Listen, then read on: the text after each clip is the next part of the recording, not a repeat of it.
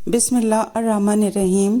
तो रोटी सीरीज़ में आज हमारा 10th पार्ट है और हमारी रोटी है खुबूस की, यानी कि शाह वर्मा की रोटी, जिसे कि पिटा ब्रेड भी कहते हैं। कई नामों से ये और भी जानी जाती है। एकदम परफेक्ट आपको हम यहाँ पर रेस्टोरेंट या कि जो आप फूड कोर्ट होटल्स वगैरह में जाके खाते हैं वो वाली रेसिपी हम आपके साथ शेयर करेंगे, ना कि कोई चलताऊ रेसिपी। बिल्कुल ओरिजिनल और ऑथेंटिक रेसिपी हमारी होती हैं। देखिए, इसी वजह से हमारी थोड़ी रेसिपी का टाइम ज़्यादा होता है, बट आप पूरा परफेक्शन किसी भी रेसिपी में हासिल करना चाहते हैं तो प्लीज़ थोड़ा सा टाइम दें, वीडियो को स्किप ना करें और सारे टिप्स और ट्रिक्स जानें और समझें कि कौन सी चीज़ कैसे बनती है। इतनी रोटियां हम आपके साथ शेयर करेंगे और आप देखिएगा हर एक का मेरा मेथड बिल्कुल डिफरेंट होगा, यानी कि एक जैसी कोई भी चीज़ नहीं होगी। और आप हमारे चैनल पर हर तरह की रेसिपीज़ की पूरी सीरीज़ देखेंगे। तो इंशाल्लाह से सब्सक्राइब कीजिए और लाइक ज़रूर कीजिए, प्लीज़ कंजूसी ना कीजिए, आप सबसे हमारी हम्बल रिक्वेस्ट है। तो चलिए स्टार्ट करते हैं। यहाँ पर सबसे पहले मैंने बेकिंग पाउडर ऐड किया है यहाँ पर, और आपको बेकिंग पाउडर ही ऐड करना है, ना कि बेकिंग सोडा। इस बात का आप बहुत ही अच्छे से ख्याल रखिएगा। कैप्शन में सब कुछ लिखा आ रहा है। उसके बाद मैंने ऐड की है यहाँ पर शुगर दानेदार आप यूज़ कर सकते हैं। अब इसमें जाएगा थोड़ा सा नमक, क्योंकि शावरमा की रोटी बन रही है तो नमक ज़रूरी है। और इसके बाद में ये ड्राई ईस्ट का हम यूज़ करेंगे। देखिए, पैकेट खुला था तो मैंने इसे एक एयर टाइट डिब्बे में डाला, बट उसके बाद भी मैंने इस पर पॉलीथीन लगा दी जिससे कि एयर बिल्कुल ना जाए। ये सब छोटे छोटे टिप्स होते हैं चीज़ों को रखने के। इसमें मैंने देखिए ड्राई ईस्ट ऐड कर दिया है। मैंने 4 चीज़ें इसमें अब डाली हैं। क्या क्या डाला? बेकिंग पाउडर, शुगर, सॉल्ट और ड्राई ईस्ट। 4 चीज़ें हो गई इसमें। अब जाएगा पानी। पानी नॉर्मल लेना है, यानी कि नॉर्मल टैप का लेना है।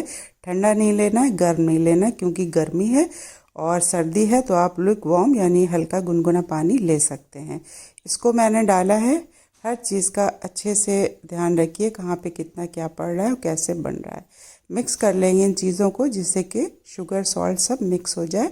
उसके बाद में मैंने देखिए थोड़ा अच्छे से भर के इस कप, उसी कप से मैंने आटा लिया है जिस कप से मैंने पानी लिया था, तो थोड़ा भर के लिया है। तो तकरीबन आटा 1.25 कप, यानी कि 1 कप एंड 1/4 कप यहाँ पर आटा ऐड कर दिया है। अब इन चीज़ों को हम अच्छे से आपस में मिक्स कर देंगे। हमें इस वाले रेसिपी के लिए यीस्ट वगैरह एक्टिवेट करने की ज़रूरत नहीं पड़ती है। बिल्कुल डायरेक्ट आप इसको इसी तरह से बनाइए। आपकी जो रोटियां हैं एकदम परफेक्ट बन के तैयार होंगी। साथ में आप इसको फ्रिज में स्टोर कैसे कर सकते हैं वो भी हम आपको लास्ट में बताएंगे, तो इसलिए लास्ट तक वीडियो में बने रहिए। तो देखिए यहाँ पर इस तरह से जब आप कर लें, आप हाथ से भी कर सकते हैं या इस तरह से स्पैचुला वगैरह से। अब क्योंकि आपको हाथ का यूज़ करना ही पड़ेगा, तो यहाँ पर देखिए स्लैब जो है आपका, उसको अच्छा सा किचन काउंटर को साफ़ सुथरा कर लीजिए। उसके बाद में अब जाएगा यहाँ पर बहुत थोड़ा सा रिफाइंड ऑयल, जो कि थोड़ा हाथ पे लगा लीजिए और थोड़ा सा बोल के इधर उधर आटे के ये जो मैदा है इसके आसपास डाल दीजिए। अब इसमें हम ग्लूटेन पैदा करेंगे, यानी कि ग्लूटेन एक्टिवेट करेंगे और इसको अच्छे से मस लेंगे। तो यहाँ पर बहुत ही थोड़ा सा क्वांटिटी में मैदे को यहाँ पर एक खुश्की के तौर पर या डस्ट के तौर पर यूज़ करेंगे। ज़्यादा नहीं लेना है क्योंकि इसे हमें सॉफ्ट रखना है, बहुत टाइट नहीं रखना है, ना ही बेनतहा सॉफ्ट कि आप रोटी हैंडल ना कर पाएँ। तो इस तरह से देखिए डाल के हम इसको हैंडल करने की कोशिश कर रहे हैं। जैसे जैसे ये होगा ये हैंडल होता जाएगा। थोड़ा सा आपको इसे मसलना है, कम से कम 2 मिनट के लिए। बस इतनी देर में ये आटा गूंद के तैयार हो जाएगा। थोड़ा सा उठा के इस तरह से इसको स्लैब पर फेंकिए थोड़ा सा ऊपर से, और थोड़ा सा ग्लूटेन इसमें जब एक्टिवेट हो जाए, तकरीबन 2 मिनट लग सकते हैं आपको। उसके बाद में वापस से वही बाउल ले लीजिए और बहुत ही कुछ ड्रॉप्स ऑयल इसके चारों तरफ लगा दीजिए, जिससे कि जब ये आटा फूले तो इसमें वापस से चिपके नहीं। इस आटे को उठाकर इसमें रख दीजिए और बहुत ही 1-2 ड्रॉप्स ऊपर से लगा दीजिए, या तो कोई बड़ा बर्तन इसके ऊपर रख दीजिए जो इसको पूरा कवर कर दे, या फिर इस तरह से आपके पास क्लिंज रैप है तो आप इससे इसको कवर कर दीजिए। बस मकसद ये है कि हवा नहीं जाना चाहिए इसके अंदर और गर्माहट पैदा हो जाना चाहिए। या किसी गर्म जगह पर आप इसको रख दीजिए ढक के, जैसे कि माइक्रोवेव या अवन में, तो उससे इसको अच्छे से गर्माहट मिल जाएगी। या इस तरह का कोई पॉट वगैरह हो तो आप क्लिंज रैप की जगह इसको ढक के रख दीजिए। तो देखिए यहाँ पर आधे घंटे का आपको वेट करना है और आधे घंटे बाद, क्योंकि आटा कम था उस हिसाब से ये फूला है, जितना ज़्यादा होगा उसी हिसाब से ये आटा जो है वो फूलेगा। देखिए इसमें जाली पड़ चुकी है, बस ऐसा ही आटा हमें चाहिए। इससे ज़्यादा हमें आटा जो है वो एक्टिवेट नहीं करना है, क्योंकि यहाँ पर हम खबूस की रोटी यानी कि शावरमा की रोटी बना रहे हैं, ना कि कोई नान वगैरह। तो देखिए अब हम तैयारी करते हैं। तो सबसे पहले जो है इसको हमें सिर्फ एक बार ही इसको हमें रखना है आधे घंटे के लिए, जो हम रख चुके हैं अब हम नहीं रखेंगे, सीधे अब हम रोटी तैयार करेंगे।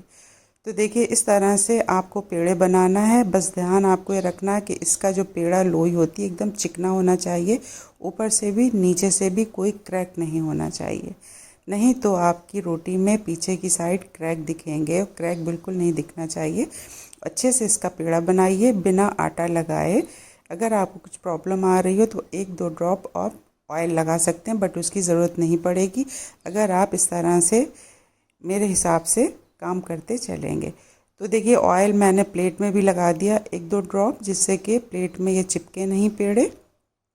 आप सारे पेड़े तैयार हो गए हैं, बस इसके ऊपर हवा ना लगे, तो इसलिए यहाँ पर आप किसी भी चीज़ से ढक दीजिए। यहाँ पर वही वाली क्लिंज रैप थी तो हम उसी से ही इसको ढके दे रहे हैं, नहीं तो आप कोई कपड़ा यूज़ कर लीजिए उससे ढक दीजिए, या कोई इस तरह का टॉवल ले लीजिए उससे ढक दीजिए। अब बारी आती है यहाँ पर तवे की। तवा आप नॉन स्टिक ले लीजिए, क्योंकि हम आपको गैस पे दिखा रहे हैं, वरना माइक्रोवेव या अवन में बनते हैं, या फिर डबल वाला जो तवा होता है, एक ऊपर एक नीचे ढक्कन लोहे का, उसमें ये बनाए जाते हैं। तो बिल्कुल हमें फ्लेम लो से लो, यानी कि जो सबसे लो वाला आपका ऑप्शन है गैस में, उस पर इस तवे को छोड़ दीजिए 5 मिनट के लिए। उसके बाद में ही आपको गैस बिल्कुल ना मीडियम करनी है ना हाई, लास्ट तक लो पर ही आपको रखना है। 5 मिनट के लिए तवा गर्म होने दीजिए एकदम लो पर।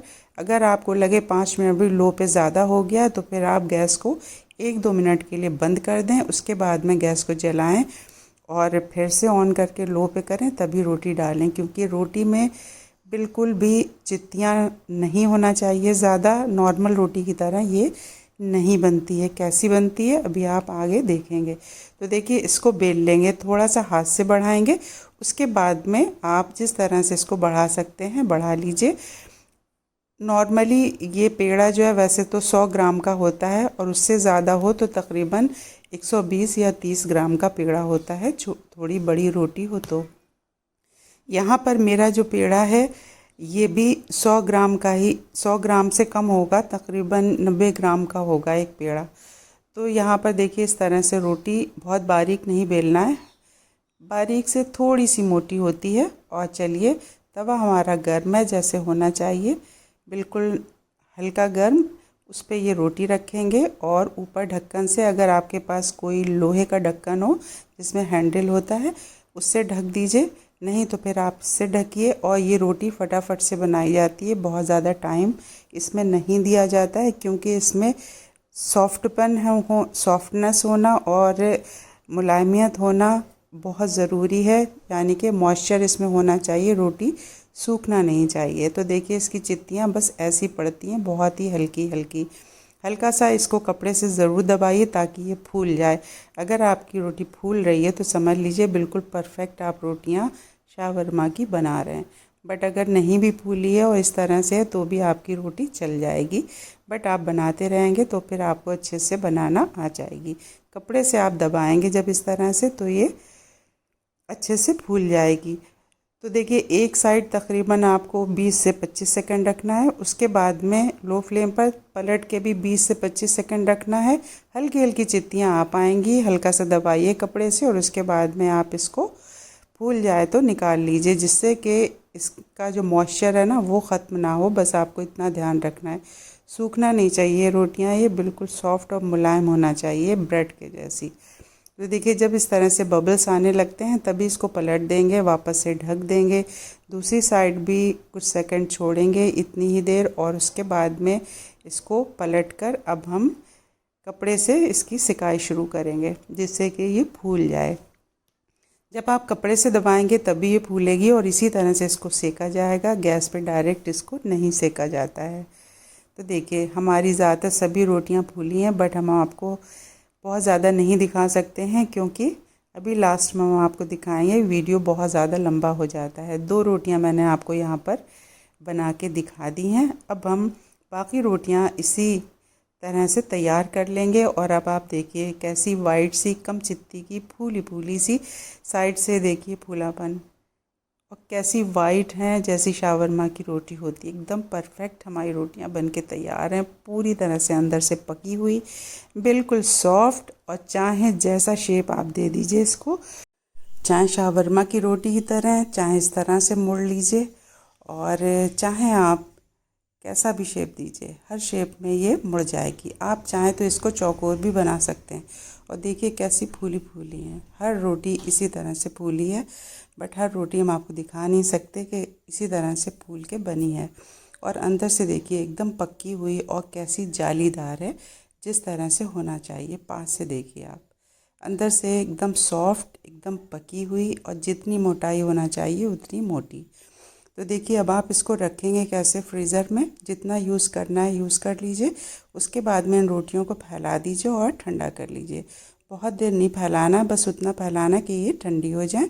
फिर कोई ज़िपर लॉक वाला बैग ले लीजिए, वो नहीं है तो कोई पॉलीथीन ले लीजिए, और इस तरह से दबा के उसकी एयर निकालिए, वापस से बंद कीजिए, जिसमें भी रखिए अच्छे से लॉक कर लीजिए, और उसके बाद में उठा के फ्रीज़र में रख दीजिए। आराम से आपके कई महीने चलती रहेंगी। जब आपको बनाना है तो आप निकालिए, बनाइए। अल्लाह हाफ़िज़।